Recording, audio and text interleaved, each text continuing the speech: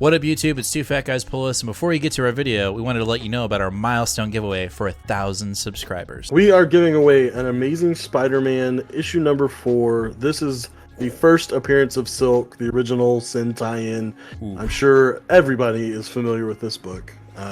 This is a CBCS 9.8. Oh, yeah. Yeah, so... Big boy. This book is much hotter than it was when we first bought it for the show. Yep, that's true. You insist on still giving it away, and I'm very happy to do it. You can tell that he is not. But anyway, we are giving this away when we hit 1,000 subscribers. Kick-ass, key issue, first appearance of Silk, is someone's going to win this book. So go ahead, hit that subscribe button, and let's get to the video, shall we? Did you know that there are more planes in the ocean than there are submarines in the air? Well, that's plain to see. Please clap. Like, I was hoping they would laugh, but clearly they can't laugh because they're not here. No, so and now I feel awkward. Let's start the show. What up, YouTube? It's Two Fat Guys Pull Us, and we've got another new comic book day video for you for the week of July 7th. We already in July? Heck yeah. This year's been going by fast. It's hot as heck outside. Hate it. It doesn't matter where you live. It's hot outside. Anyway, it's so hot that this week's pulls has literally... What? There's a thing called the Southern Hemisphere, and it's chilled right now. I'm just assuming everybody's up north. I know that's...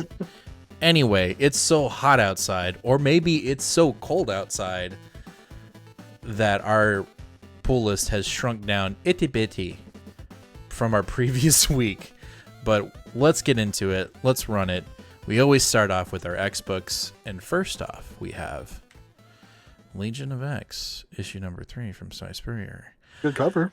The cover, if the cover matched what was going on in the book, I wouldn't say what I'm about to say, which is this is on notice. It's on deck. If this issue does not wow me, I am officially dropping Legion of X. My first X books ever to be dropping. Yeah. I think I might be there too. I don't know. My initial thing is I wanted to say I'd give it the first arc, but I just don't know if I could do that. Well, here's my thought process here. Is this book can't match, I'm going to say something controversial to some of our viewers, and that's okay. This book can't match, or at least it's not matching what's going on in Knights of X, which it's just kind of doing its own thing and having fun doing it, right? Mm-hmm. And this book cannot match what Al Ewing is doing in X-Men Red and what Karen Gillan is doing in Immortal X-Men, right? Which is this big world build consequence, right? And I feel like this book is trying to do that, but I'm so confused to what's going on in the book that I don't want to read it. And that's really unfortunate because I'm sure at some point this book is going to have some world building tie-in that's going to pop up in another book, and I'm going to be like, where the fuck did that come from? Yeah. And that's unfortunate. Yeah, that's just, that type of bait isn't enough to keep me on something anymore, and it has been for a while, but right. It just, the pull list, we keep trying to tame it down, and it keeps getting bigger and bigger, so we gotta drop something. Yep. All right, next up we have Sabretooth, issue number 5. It's the last issue in this mini. I really feel like, let me say this. I hope this issue is it brings it up. I think the first issue was really good, and then issues 2, 3, 4 have been kind of a letdown in my opinion. Oh my God, Sabretooth is back. Like, I don't really care. I don't. In the last issue, he popped. His hand pops out of the ground. He makes a deal with Doug, and he's coming back. But why do I care? This book, I think, is an afterthought. Specifically in issue 4, we got a callback to the beginning of X Lives and Deaths of Wolverine, and I'm like, I'm out. Like, I'm already over that. Like, I've moved on. We're about to get into Judgment Day. Why do I give a shit? So hopefully issue 5, the last issue, can really bring it home and have consequence. But I'm fearful that this may have been left on the editing room floor, and they just kind of released it for releasing sake. See, and I'm really intrigued by this series. I actually went when I was at the shop last week and tried to see if he had the 2, 3, and 4 back issues, and he didn't. Hmm. But because someone that we super respect, Comic Book Herald has says this consistently. This is in his top 3 or 4 X books, and Victor Lavelle as a writer is someone I really respect. So I'm just curious what it is that maybe we're missing that other people are seeing. I think maybe it's probably the fact that we've got some form of what's the word? People are able to escape from the center of the island, whether through kinetic telekinesis or making a deal with Doug. So I guess that's a big deal. But again, it doesn't feel like it has a lot of weight. And again, it might be flying over my head. Comic Book Herald is way smarter of a reader than I am. At least with this book, like this book is just it's flat for me. And I guess it's not meeting my expectations. So hopefully issue 5 can do something about that. Yeah, could maybe make the vision a little bit more apparent. Potentially. All right, next up we have Avengers Forever from Jason Aaron. We are jumping into what looks like a Captain America story, iterations. I'll say this. From our previous live episode, we talked about Avengers, the most recent Avengers issue. If Jason Aaron is trying to wait and build this giant momentous event, I don't know if that's the right word to use, but just get it over with. Like, I know that Judgment Day is right around the corner, so we don't want to steal any thunder from that. But like Marvel, just announce it that the big Jason Aaron comic book event that's going to sprawl over all of Marvel Comics is about to happen in December, and then he's off the book. Just announce it, because I hate to say this, but I'm tired. I'm tired of this world building, and it's jumping from book to book to the point where I can't keep up, and I'm getting really frustrated. Like, one of our books last week had a tease for the secret origins of Thor, and it's 1000 BC, and I'm like, I don't care. I don't care. I'm super negative Nancy this week. It sucks. I'm not even picking this book up, so. Well, there you go. Yeah, I'm out. I'm out. Okay. Well, let's move on then. Here's a book that we actually enjoy, and we didn't know we were going to, and that's Jane Foster and the Mighty Thor, issue number 2. Jane has come into possession of the hammer with Odin's spirit in it, and we don't know what's going on with Thor. Pleasantly surprised with issue 1. Groenbeck, we've read some of her stuff, and we've been very impressed, and so I don't know why we ever doubted this book. I think it was the cover. I think it was the first cover that really was like, what the fuck? I really do. I think it was just a very, very rare miss from Ryan Stegman that just kind of turned us off. But right. Groenbeck has definitely, I think, nailed the voice of Jane Foster, and that voice is still very apparent in this book. So it feels much like, and I'm not going to say that. Groenbeck has done an amazing job with the character, and Marvel just give her an ongoing series. Okay, after Thor: Love and Thunder, just give her her own series. Just do it. Well, and you can tell that that's really what is probably one of the biggest motivators for this book is, I'm sure Groenbeck has said, like, let me keep writing Valkyrie, and they keep giving her these miniseries. They keep doing well. And then they were like, well, we need to tie something in. We need to have something going on that's, Jane as Thor again. And Groenbeck's like, yeah, I can do that too. Like, no problem. I'll do that too. And that's great. But, like, if you really think about it, all of this stuff that we've had, all of these miniseries, they could just be arcs and one ongoing. This could just be the new arc of starting at issue 24 of her ongoing series that we did have. There's got to be some kind of analytical sales point that Marvel knows that we don't as a publisher. That's like, minis sell better, is depending on certain characters. I'm sure that's what it is. It can't be they just don't want to. I don't know about that. Maybe, but it started out like she started with her own ongoing. So yeah, I don't know. Who knows? Yeah, who knows? All right, let's talk about Strange Academy issue 18. It's the last issue in the series, right? No, or it's taking a break. No, it's the last. Well, it's the last issue. Now they said it's coming back. They said it's coming back, but it's like volume 2 or as a semester 2 or year Right. 2, something like that. But I don't know that we have had any like official statements from Marvel. I think it was just like from like Twitter, like the editorial staff or Scottie Young Mm. or somebody said it. Like I don't think we've had a Marvel announcement. Well, I don't think we will. I think this is going to be like, the last issue of X-Men for Hickman, where at the back of the book it's going to be like, spring semesters right around the corner. Have fun. It's going to be something like that. So, or at least I can hope.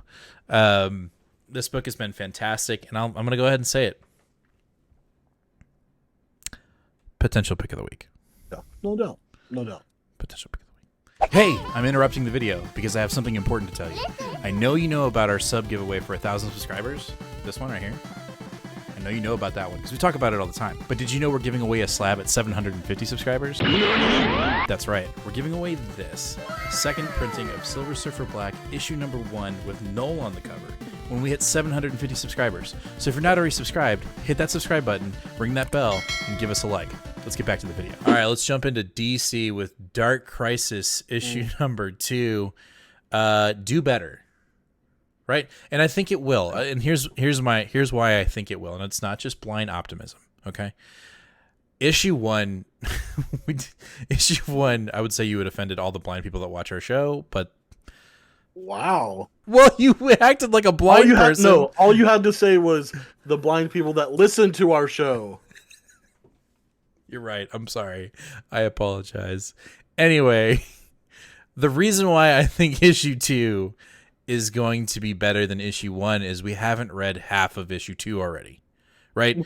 Right. Or have heard about issue 2. Issue 1, we literally read more than half of the issue in previews and in excerpts of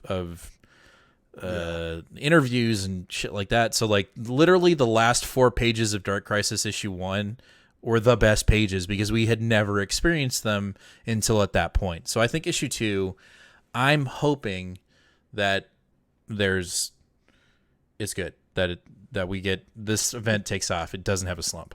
I need this to be a tone-defining issue for me because right now there's nothing dark about Dark Crisis. I agree. And we're literally talking about all of these legacy characters being dead, and the only thing I can think of is like, no, they're not, and this is not that scary. Well, even the damn book is like, they always come back. And like, it's true. Like, oh my God, like, then why am I reading this, Yeah, and the 2 tie-ins that we read previous week, or week before last, did not help solidify the tone of this event whatsoever. Yeah, quite mushy.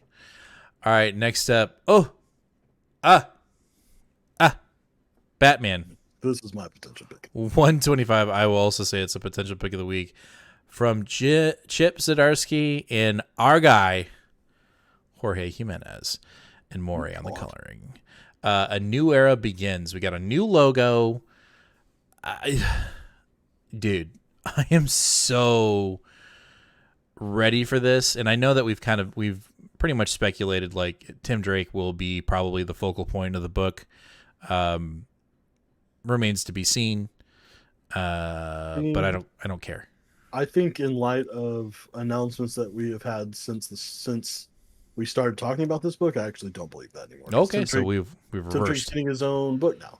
Okay, well, then outside of the excitement of this book, DC, please explain to me why we have a Batman book right now when Batman's dead.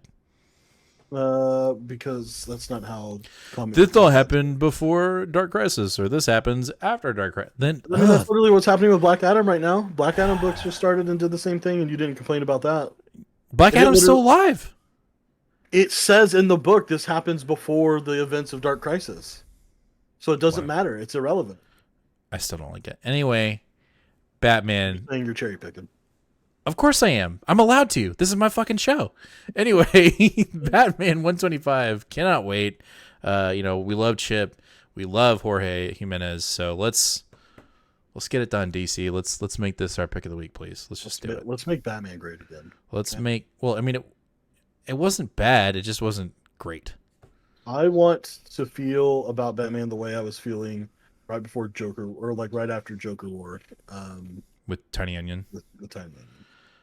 I'm sure Chip can keep it. I'm sure he can do it. I'm sure Like, he can too. and I'm not saying that sarcastically. Like, I think he can. What's next? Poison Ivy, issue number 2. Love Oh, this yeah. cover, by the way. Love Yeah. this cover. It's a good cover.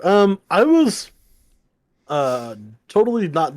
Was not on my radar at all. But when we got to the shop, of course, Lee and her persuasiveness, she was like, Mhm. You got to get Poison Ivy." And I was like, "Okay." I was thoroughly intrigued with where she was left off at the end of Fear State, and so I was like, "Yeah, let's see where she goes. Let's see what's going to happen to her." And she bad. She bad again. Too bad. She real bad. Like she's Okay. turning people into fungus monsters like right away. Like Whoa. blowing spores into their mouth and like and they turn into like big giant mushroom things. So I don't know. I'm curious to see what exactly we're doing here because she's going bad pretty quickly and she's going very much the opposite direction of what Harley Quinn is going. I was gonna say, what's going on with Harley? Technically Harley's on the Justice League now, right? Like, That's right. so Yep, we're yep. like they're going in totally opposite directions, and I would say that the prospect of getting to see the implications of their relationship or the ramifications of their relationship is probably the thing that's keeping me on this book the most. Okay. And it seems like we're going to get that pretty quickly because she's even on the cover of issue 3. So, All right. Okay. yeah, I mean, also the art has been really, really good in this book. Marcio Takara, I'm not familiar with any of his work off the top of my head, but good so far. Okay. All right. I might have to pick it up. Yeah. All right. Our last book of the night and our only independent of the week, odd, is The Closet, issue number 2 from Tiny Onion. Yeah, this is just issue 2 of 3, but my goodness. Issue 1 was my pick of the week when it came out, and it was my pick of the week like by a landslide. Right. And I don't mean that by how bad other books were that week. I just mean how good it was. And of course, it's Tiny Onion doing what he does best, writing a horror book where the real horror is the horrible implications that you feel by him pointing out possible flaws in your parenting technique, not in the scary monsters that he freaks you out with, which are also in this book too. So like, not only is this surface level traditional horror, but like seeing the interaction of this father and his son, and basically a father not believing in his son, that there really is something in the closet, and I think we're gonna probably see ramifications of that pretty quickly since this is just 3 issues. I have very high expectations for issue 2 because issue 1 was so good. I look forward to your review on Sunday. 8 o'clock Central Standard Time, live here on YouTube. That's it. All right, that's going to do it for the week of July 7th. Make sure to let us know down in the comments, what did you pick up today? Did we miss anything? And what's your potential pick of the week? We got to know. Let us know down in the comments. Also, make sure to hit that subscribe button, ring that bell, give us a like, because we need all the support we can get. We are trudging along and trying to get to 750 subscribers. The other week you looked like you were milking a cow. This week it looks like you're actually trudging along. Very good, Nate. Trudging along. So make sure to hit that subscribe button. Let all of your friends know about Two Fat Guys Pull Us. Make sure that they subscribe because we want to give away some Slappy Patties at 750 subscribers and even at 1,000. And you know the deal on those. What? I thought that was a good terminology. That was great. Yeah, Slappy Patties. Make sure to watch any of our other videos here on YouTube, whether it's our review shows or our other comic book haul videos. And obviously catch us live here on YouTube Live, 8 o'clock Central Standard Time here on Sunday, where you can communicate with us, chat with us, join the party live, or you can watch it as a past episode. But as always, fam, read more comics, and we'll catch you in the next one. Later.